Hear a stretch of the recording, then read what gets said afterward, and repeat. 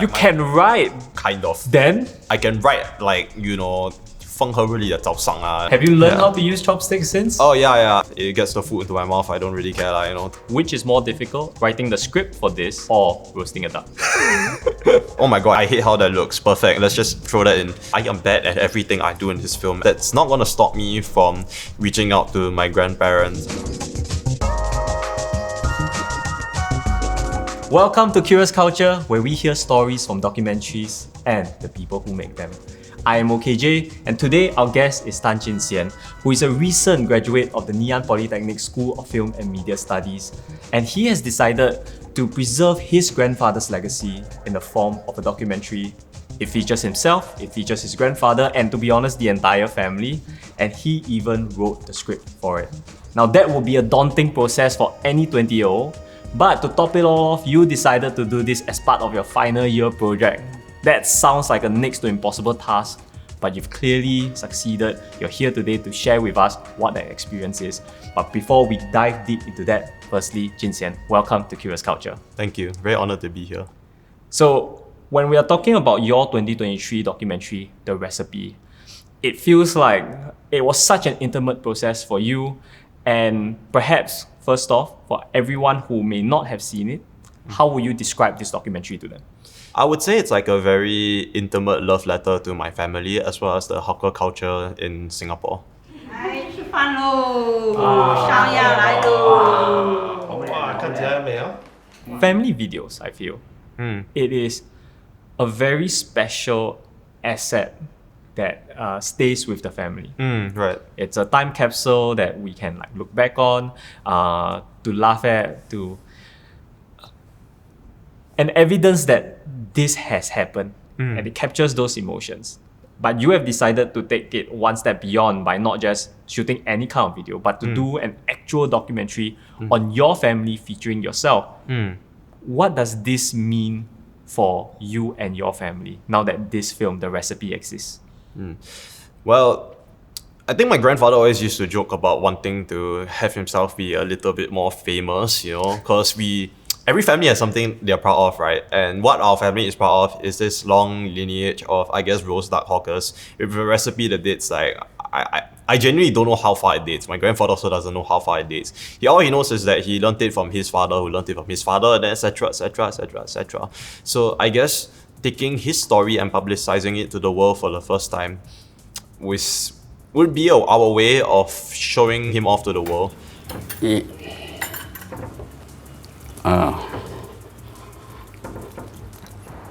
It's like looking at me. At the end of the day, the way I see my film, it's a love letter first and a film second.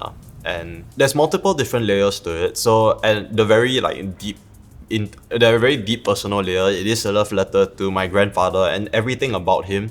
The blood, sweat and tears that he put into raising my family, to the ways that he would use to raise me when I was younger, to even just making the duck for me every Sunday when I visited his house. This film is meant for people who also, like me, and I think a lot of people my generation also struggle to connect with their grandparents because of, let's say, the language barrier, or they're just a little bit more isolated.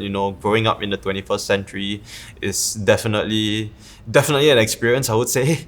It's an experience that would lead some of us to feel more isolated from our parents and our family, but that doesn't mean we don't want to try. And this film is meant for people who do want to try and maybe want to take that first step forward. There seems to be a parallel between you taking on the challenge of learning how to roast duck as part of this project that you're doing, and at the same time, you are also challenging yourself to be closer to your family and using a language that you may not be all that familiar with, because you and I, we share a similar understanding of our mother tongue. We are not useless in it, 可以讲，但是用英文会比较好啊，对不对？ Yeah. But in this case, with the documentary, 一定要用华语。Where we have to use our mother tongue because that's the most authentic feeling. So there's an additional challenge for you. Why have you decided to approach it in this way? Because in your script, you could have wrote it in an entirely different direction where you didn't have to use your mother tongue. Right. Well, like you mentioned, it is intentionally meant to be a parallel. It's meant to be a layer on top of sorts. Because something else that I like to do when I create my stories is I like to add layers of complexity, layers of challenges within, because part of what makes a character's journey so compelling is the amount of challenges that they have to overcome. And I found that these two challenges interlinked very naturally. Because in my own personal life, right, like the reason why I never really got so close to my grandparents, or I felt like I couldn't like learn this duck or many of the other amazing things my grandfather has done. The main reason was also because I just couldn't really like speak to him, you know. And it would be so much easier if like I was fluent in Chinese and I can just go up to him and just ask him like, oh, how can I do this? What's the origin behind this, etc., that kind of stuff. But I found that it's another barrier that stops me from getting closer to my grandfather. 家燕啊，啲鴨好食嘛？梗係好食啦，師傅燒嘅咁靚。我教阿詹先做㗎。 This was one of the little details that like I was thinking about when we were filming, because initially I think we were all using like chopsticks, right? But I only learned how to use the chopstick like quite recently, and even then people argue it's still like it's still really weird. I hold it very differently from everyone else. I hold it wrong to this point, but it works. Yeah, exactly. That's why. So I thought that, it's a really clear like visual distinction from how I am to the rest of my family, not just from the bilingual part, but that beneath that bilingualism is that like my detachment from the culture, my roots as a whole, right? And then another way that we could show it is because, well, I'm using a fork and spoon. That's it's the opposite of how Chinese people like eat, you know. Instead of like how my grandfather eats, purely just chopsticks, I'm using like what most modern youths use. It's just fork and spoon. Who never learn the culture, this is what they use? Yeah. Have you learned how to use chopsticks since? Oh yeah. I mean, I've been using them properly for the past like 2-3 years now. I mean, people still say it's not, but it gets the food into my mouth. I don't really care, you know, it still works all the same. So take me through that process then. When in that script writing or ideation process, did you reach a conclusion that, you know what, despite being aware that I'm not good with my hands, I'm going to learn how to roast duck? I think that was always there from the start. Because when I write a script, when I think of a story I want to tell, I always focus on what's the journey that my characters want to go through. Because I believe that's what makes the heart of a good story. The heart of a good story is that journey, that arc. We as people, when we watch shows, we like to see our characters grow and we get attached to them. And that for me, that's the first thing. One of the first things I always try and figure out. And I remember how I came for the idea of this script was my grandfather like jokingly telling me, oh, you wouldn't survive like doing what I do. And I thought about it and I'm like, yeah, honestly, I really wouldn't. But that's not gonna stop me from trying. And that in turn came to the message that I wanted to share with everyone really, because I think when everyone's my age, when we're like 18, 19, 20, we're all kind of afraid to step out of our comfort zone, do what's like, we only want to do what's natural to us, and there's nothing wrong with that, honestly. But I also wanted to show that just because you're not good at something, it doesn't mean you shouldn't try. 五香粉，五香粉里面是什么？五样东西咯，什么5个东西？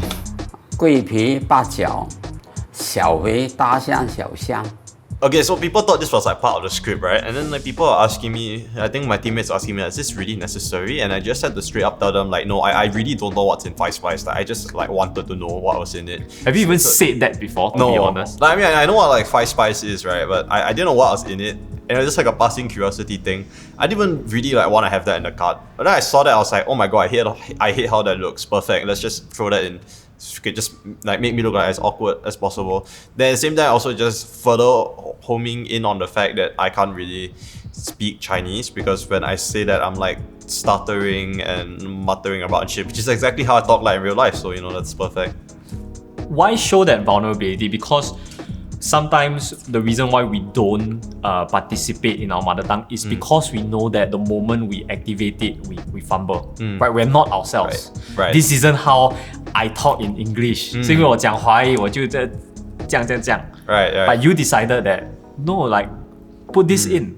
Why go through the pain, the embarrassment? I think from a story perspective, you leave a lot stronger of an impression on your audience if you hook them in and establish your character as soon as humanly possible.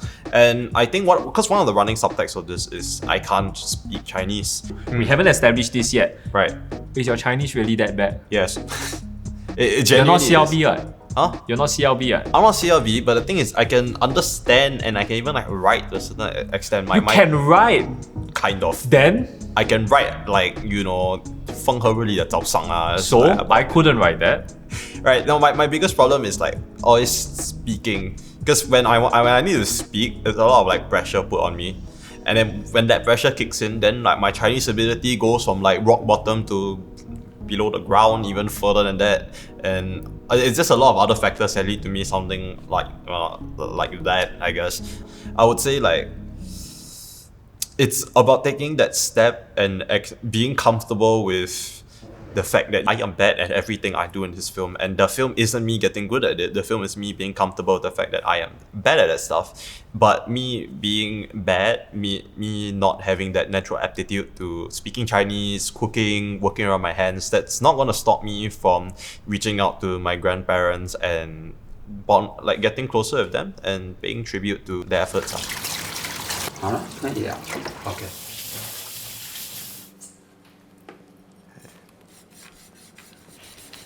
I still can't do it. So I think I understand why you now want to do this with a script. You're thinking a lot about the journey that you're bringing your audience on as well. And you Right. want to have control of that. Obviously, you could have done this where everything is natural.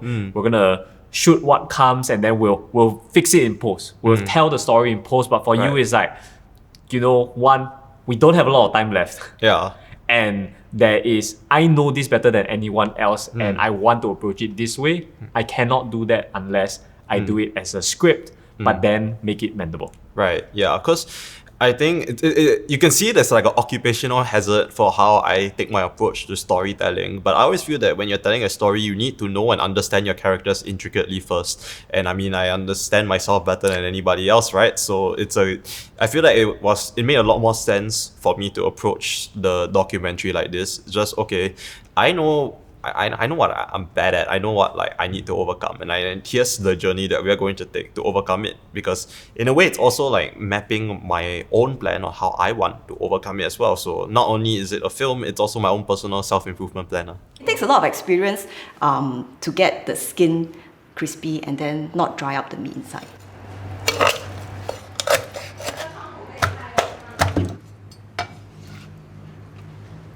For sounds especially, I guess this is the power of documentary. It's multimedia. It's not just photos, it's not just words. It's a whole sensory experience, minus taste and smell. Though how nice it would be if we could have that. Maybe But one why- day. Yeah, why did the sound trigger you? I think cause that to me anyways, like the sound of like the butcher cleaver cutting through the freshly roasted duck, because like my mom mentioned, right, like it takes a lot of experience to get it to that level where everything is just crisp, it's just clean, it's just defined. It's like that sound of perfection that I've never really heard from anywhere else, honestly. And that's the sound I really grew up with, because like when you're young, you hear that, it's like, oh, okay, well, it's time for dinner already, time to stop playing, gotta get around the table, that kind of stuff. And as you grow older, you realize that I won't be able to hear that sound again now, because I guess like sounds similar to it, like when I'm making my own duck, or like when my father makes his duck. And okay, my father's duck is great as well, but it's not, it will never be on that level of perfection.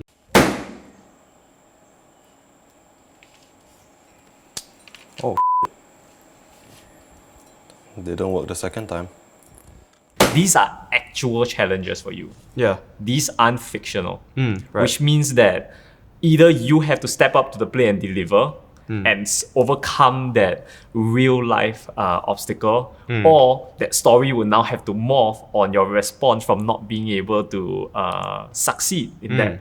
So that is a very interesting tension. At any point in time, did you ever feel like, this may be too much of a challenge for me? Not really, I would say, because the whole point of the film, when I was creating the story and when I was discussing it with my teammates, like the central message of the film isn't the fact that you do it once and then you're immediately perfect. Like snap my fingers, bam, I can converse with a native Chinese person, or snap my fingers once, I can open a roast duck restaurant. That's not how it's gonna be in life. You're not gonna be good at everything that you do. It's more of the action of trying, and I believe I mentioned somewhere along the film that you do it once, you do it 100 times, it doesn't matter as long as you're continuously doing it, you're continuously trying.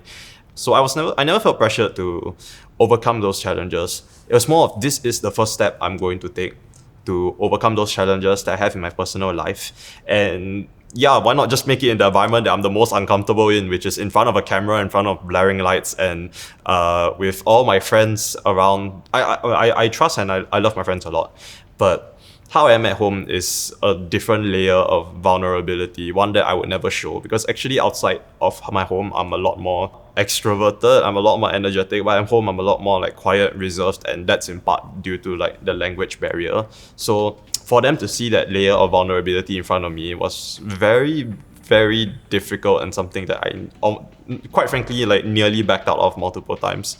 But Why didn't you? because I mean, it always ties back to the central message of the film. The more challenges your protagonist face, the more compelling of a story you have, and that's another layer of challenge. One that most people will not see from the film itself, but it was an additional like meta challenge for myself to face, and I guess all of that contributed to how I definitely looked very tense on camera. That one I won't lie, especially when I rewatch it again. I'm like, oh my god, really? But I feel like it adds to the film a lot, because it still shows that in spite of how uncomfortable like I am, or I guess anyone is, like the beauty of it is that we're still willing to try. 煮多久啊？这个我大概一个小时多。 In all honesty, I don't like being watched at all. I don't like being the center of attention when it comes to being on the camera. So the fact that I was able to do it was the most exciting and inspiring thing for me, because I think that kickstarted me regaining a lot of confidence in myself or in my own personal life, which extends to like, let's say like my NS, or where are we going in the future as well. It's helped me realize in myself that I don't really have to be afraid of failure to still do something.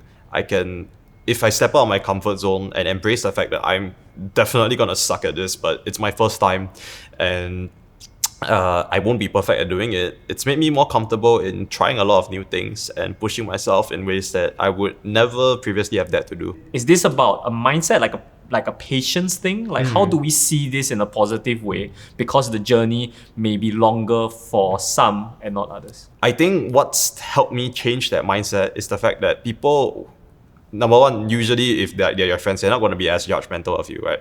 And number two, people are more likely to respect someone that goes through that growth and gets to where they are in spite of the challenges that they face. But on the other side of the coin, it shouldn't be, I mean, other people's impressions of you shouldn't really be like your motivator to continue to do things, right? Yeah. It's more of, I guess the fear was from myself, judging myself, placing all these unnecessary expectations on myself, and shifting that mindset around from, you can't do this, like you're gonna screw it up anyways, to like, yeah, you are gonna screw it up, but how else are you gonna get better? Especially for roasting duck.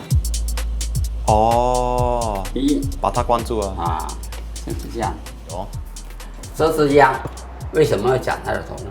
What's that sense of excitement that you can describe from your grandfather?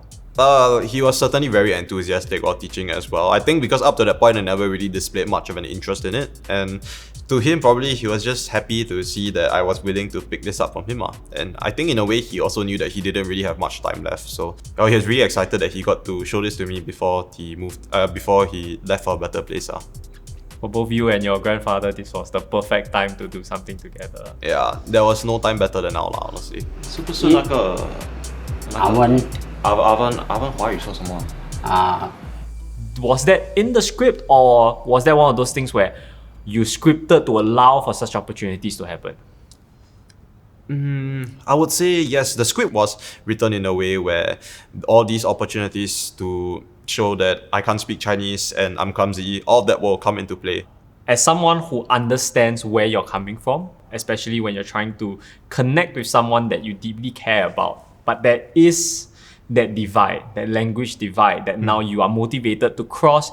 You can't do it overnight, but you are going to try. And I see that in terms of how you have responded naturally. You wouldn't ask a question, what is oven in Chinese, unless you wanted to form that connection. Because if we didn't have interest, one of our default methods is we just let it go. Yeah, right. Yeah, and actually that is one of the subtext or behind like little moments like that. It's me showing that me asking my grandfather all these moments is just my way of trying to connect closer with him and just continue I guess just for like better than just like talk to him, you know, get to learn some stuff from him. Because if we didn't care, like you said, we just like kind of let it slide. I mean, whatever, right? But being able to learn from him also, I guess for me was on a personal level, it was something that I knew I didn't have much time left to do. So Yeah. You are making a documentary at the end of the day, which means sometimes life takes over. And in this case, your grandfather going to hospital was not part of the script, right. but life takes over. Right. How do you respond in those moments?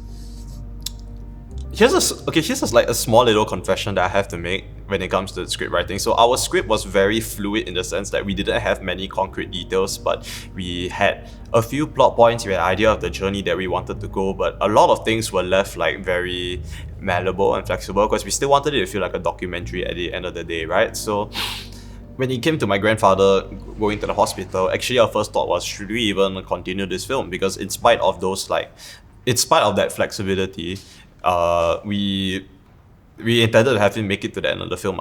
And him going to the hospital and being told that he's in a worsening condition, we don't know how much longer he'll have to live. I'll say that was the biggest curveball to us, and we as a team threw around a lot of ideas. In fact, I myself personally was more leaning more towards, okay, let's do something else instead, because I was really worried for my grandfather at the time, and I found it a little bit challenging to see how we could do the film without my grandfather. Because the one thing I'm very certain on is how I want the story to end. What's my end point? Because I always like to know what I'm working towards. And back then, my end point was I want my grandfather to be there with me at the end, so it'll be like a full circle of life thing, you know? So initially I couldn't see a way how we could do it without my grandfather. But it was because of my Jovan and my lecturer, Mr. Leonard Yip, that they actually convinced me to, we can still find a way to do the film without my grandfather. There are ways around it. And we can still do it in a way where it still respects and pays homage to everything that he's been through, still keeps within the central theme of the story. It was definitely a challenge. So I wasn't thinking of any like awards or being on this, which, don't get me wrong, I'm very flattered to be here, but my priority wasn't to build portfolio, my priority wasn't to gain fame, my priority wasn't to even make a good film, my priority was to make something that my family will enjoy.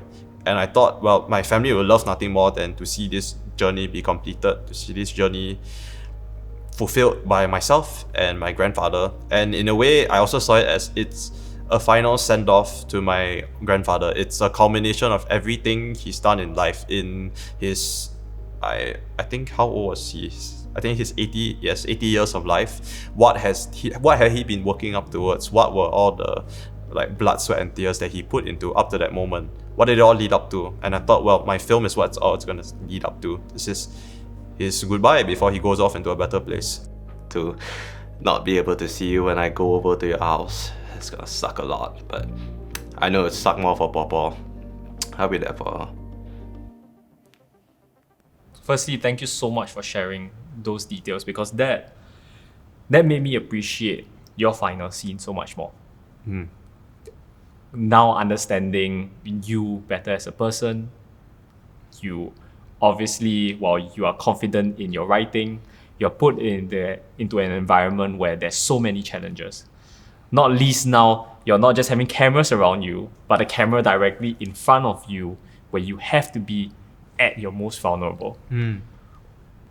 What was that thought process like in your mind that led to be like, you know what, I have to do this for the film, for my family, and for yourself? Right. I guess my thought process in that moment was, thinking about what I could give to my grandfather as a final thank you, and finishing that film, making that film, because it also symbolizes every moment of turmoil, every challenge that he's faced. I would say all of that built up towards this, and like in a proper story, of course, you want like a grand finale, you want like a grand send-off, right? That's just genuinely what was on my mind at that point in time. That's how I was feeling. There's no scripting, nothing to it. It's really just everything that was building up from the moment I found out that my grandfather had cancer, from the moment we started making the film, everything building up to that point, and then out. Yeah. And I think that's also what captures the beauty of it, right? Because at the end of the day, like, sure, maybe on label I'm scriptwriter, a lot of people might say, oh, this is all scripted, this is all fake. But the reality is, no, none of the plot points were scripted, the journey was scripted, but the emotions in it were not. The emotions that my team and I were feeling, definitely not scripted. It was all real, because all of these were real problems that I was facing, that my family was facing, and these were thoughts I had from as far back as secondary school, primary school, maybe. Talking to you today made me realize that we aren't just watching a film, and you have used the term love letter. What I see is this is that visual diary. It's meant for yourself and for the people that you trust, but now you have also allowed all of us who's willing to spend 13 minutes of our lives to watch. We are stepping into your life at that particular point in time. And what I like about that is when you grow, this film may have different meanings. You're going to meet it at different point of times in your life, and hopefully for the audience as well. And then we are going to find new meaning inside it, because now life has taught us more.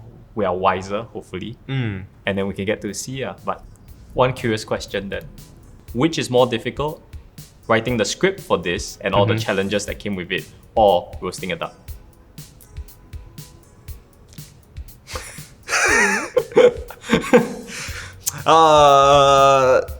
You know what? Honestly, like roasting the duck, because it may seem kind of stupid, but I'm really bad. I'm actually really bad with my hands. I don't have a lot of dexterity. I'm quite clumsy, and that's why I usually do like script writing and I guess directing, as opposed to all my friends that do tech, sound. Shout out to them, by the way. I would not be able to do half of the stuff that they do. I'd probably drop the camera, honestly, which is why I think I very much enjoy creating stories and writing scripts. That one comes a lot more natural to me. But I guess also a part of the point of the film also is that this is something that's completely unnatural to me. I think it's pretty obvious when I'm doing it. I'm quite uncomfortable. But I think through how uncomfortable I am, there's also this sense of like relatability that I was trying to bring out. Because I mean, everyone sucks at something, right?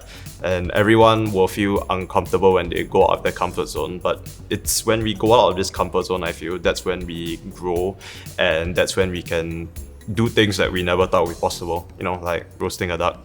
You have spoke about this film in terms of it's really about the characters. You have to write the characters so that the audience cares, so that the story gets pushed forward.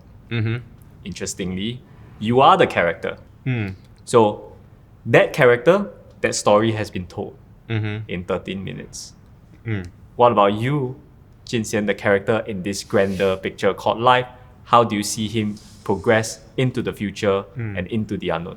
I mean, it's all about like that mindset of growth, right? Constantly challenging, pushing yourself to do new things that you may or may not be comfortable with, or that you know you're gonna be bad at. I would say if we look at things from like a writing perspective, that can be like that snapshot of me, that story. I almost see it as a separate character, because that isn't who I am anymore. If you think about it, like there's traces of it there,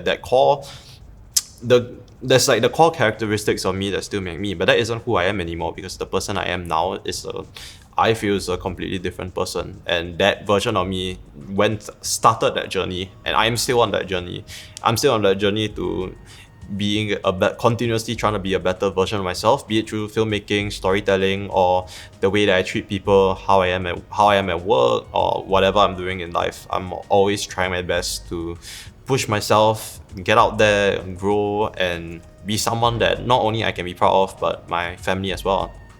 Wonderful. Well, if you want to see this new version of Chin Hsien, there's a way to do it. You can watch the recipe in full on the big screen by coming to a special September showcase. That's right, in September 2024, we will have a live showcase where you can get to watch not only just the recipe, but every single other documentary in this season of Qrious Culture.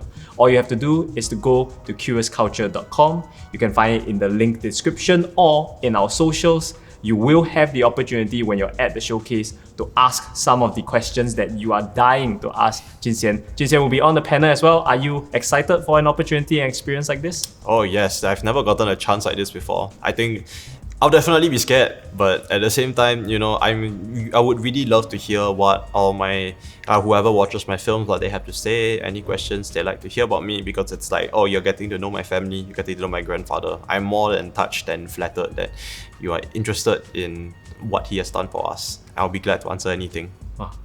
I admire your bravery in the face of uncomfortability. And if you want to experience this yourself, be sure to sign up for the Qrious Culture live showcase. Once again, it's at QuriousCulture.com. And finally, if you have been inspired by the stories we've heard from this man right here, please give us a like, a subscribe. It will really help us to keep this show going. And finally, do share it with those that you care. We appreciate your time, and I've appreciated your time, Chin Hsien. Thank you. Thank you.